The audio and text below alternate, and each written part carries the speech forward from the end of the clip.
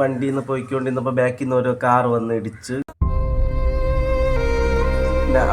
Helmet ഇല്ലായിരുന്നു എൻ്റെ തലയിൽ.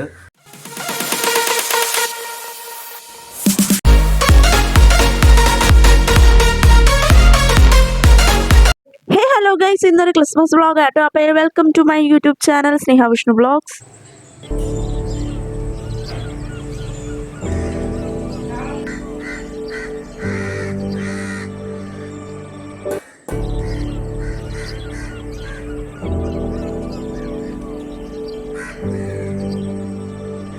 Welcome back. അപ്പോൾ രാവിലെ തന്നെ പൊന്നതാ എണീറ്റ് അവളുടെ കലാപരിപാടി നടക്കുക കേട്ടോ.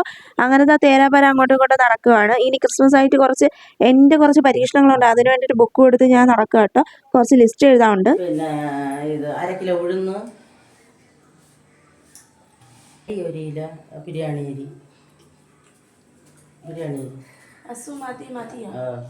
അങ്ങനെ ലിസ്റ്റുകളൊക്കെ എല്ലാം എഴുതി കേട്ടോ. ഞങ്ങൾ അപ്പോൾ സാധനം വാങ്ങണോണ്ട് ഞങ്ങൾ ഫുഡ് ഉണ്ടാകുമ്പോൾ അപ്പോഴപ്പോഴും സാധനം എത്തിക്കുന്ന അപ്പോഴും വാങ്ങും കേട്ടോ. അങ്ങനത്തെ എല്ലാ ലിസ്റ്റും എഴുതി കൊടുത്തു വിട്ടു കേട്ടോ. അത് കഴിഞ്ഞ് പിന്നെ ഞാൻ ഇഞ്ചി വെളുത്തുള്ളി പേസ്റ്റൊക്കെ ഉണ്ടാക്കി. ഇന്ന് എൻ്റെ പരീക്ഷണം കേട്ടോ. ചിക്കനിൽ ഒരു വെറൈറ്റി പരീക്ഷിക്കാമെന്ന് വിചാരിച്ച് രാവിലെ തന്നെ ചിക്കനൊക്കെ വാങ്ങിച്ച് ഇഞ്ചി വെളുത്തുള്ളി പേസ്റ്റൊക്കെ വെച്ച്. പിന്നെ മട്ടൺ കേട്ടോ കുക്കറിലിരിക്കുന്നത്. അതിന് ചിക്കൻ ചുക്ക കേട്ടോ ഞാൻ ഉണ്ടാക്കണം. അതിന് വേണ്ടിയിട്ട് ഞാൻ സവാളയൊക്കെ അരിഞ്ഞ് വയ്ക്കാം കേട്ടോ.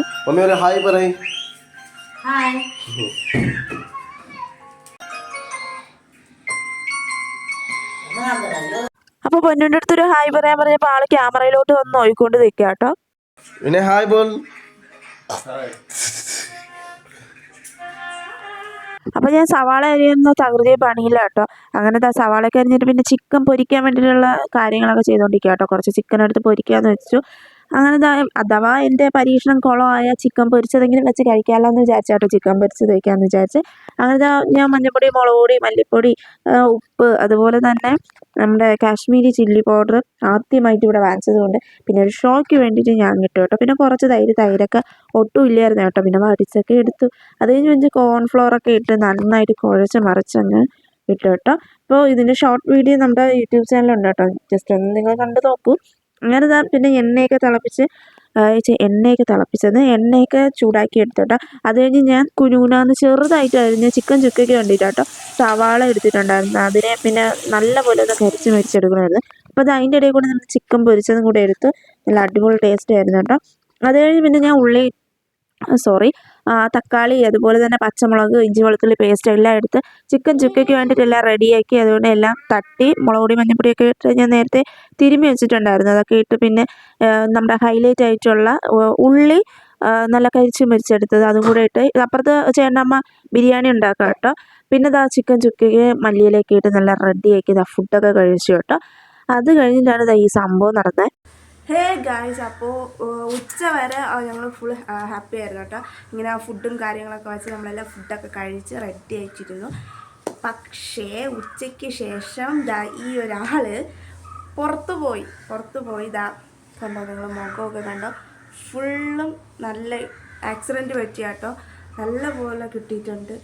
ചേട്ടാ എങ്ങനെയാണ് ആക്സിഡൻറ്റ് പറ്റിയതെന്ന് പറഞ്ഞു. അതുകൊണ്ടെല്ലാം കണ്ട ഇതിൽ ഉറങ്ങി മുഖത്തിനൊന്നും പറ്റില്ല. അവൻ്റെ ഞാൻ കയ്യിൽ ഇങ്ങനെ വെച്ചിരുന്നു.